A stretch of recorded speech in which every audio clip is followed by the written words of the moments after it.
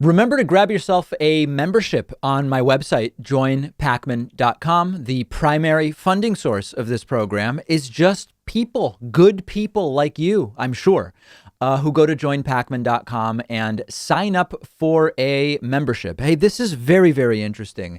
Now that the entire Hunter Biden story from the New York Post has been very much called into question, Mediaite is reporting that Fox News was actually approached with the story before the New York Post, or at least concurrently, and could have made a decision to run it as soon as or even earlier than the New York Post. And of course, it was Donald Trump's henchman, Rudy Giuliani, who approached them with the Hunter Biden story. The story, it turns out, was too crazy and too incredible and too poorly sourced for Fox News to go with it. Fox News reportedly looked at the story, realized that they couldn't vet the sourcing, they couldn't vet the veracity of the emails, and they passed on it, and on it went to the New York Post. And there's a few different interesting layers here to talk about. Now, first of all, just because Fox News didn't publish it doesn't mean they haven't promoted it. And in fact, Fox News has been going crazy with the story. But the idea was Fox News, because the New York Post was the original source on the story,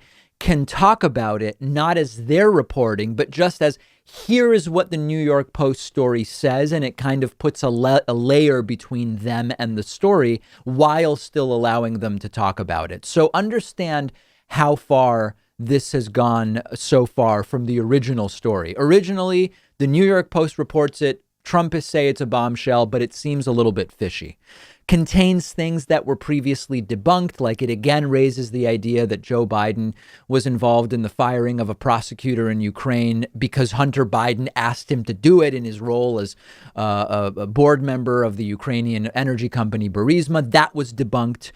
And a bunch of other elements were debunked. And it sort of looked like, wow, if these emails are real, it seems like Joe Biden loves his son. That was one of the big takeaways. We then learned that the reporter who wrote the story, primarily wrote the story, didn't even want his name on it because it was so shaky. And that other New York Post staffers says, take my name off of the story. I don't even want my byline on there. I don't even think we should be publishing this story at all. That's kind of weird. Then we hear that Rudy Giuliani says, well, yeah, it is a 50-50 shot that he worked on the story with a Russian spy. And then now we learn that Fox News, of all places, decided it was below them to publish the story. And even some people on air at Fox News Channel have said the story's a little weird. Check out, for example, what Chris Wallace said about it and about Rudy Giuliani as well.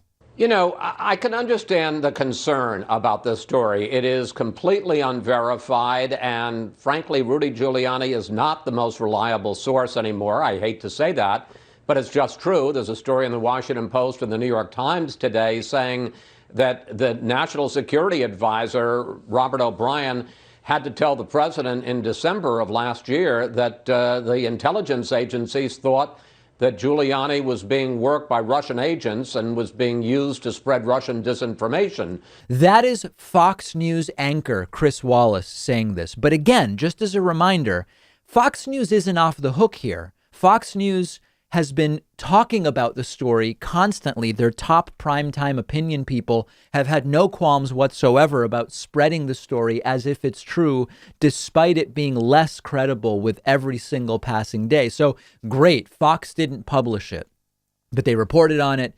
They just needed or wanted a degree of separation and the plausible deniability that comes with saying, as reported by the New York Post. They didn't want to break the story, but since the New York Post did, they can say something along the lines of, well, we don't, this is what is being reported.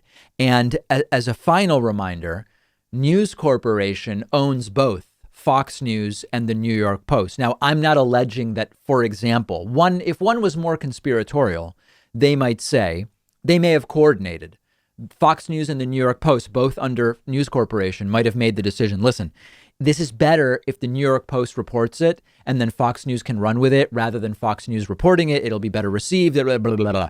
Maybe that happened. Maybe it didn't happen. But the point is, Fox News has been signal boosting it. They've had no hesitation whatsoever to do it. And when there's this much vertical integration, media consolidation, anything could be going on. And in the end, News Corporation published it and News Corporation continues to signal boost it on two of their different platforms. Every single day, it becomes less credible.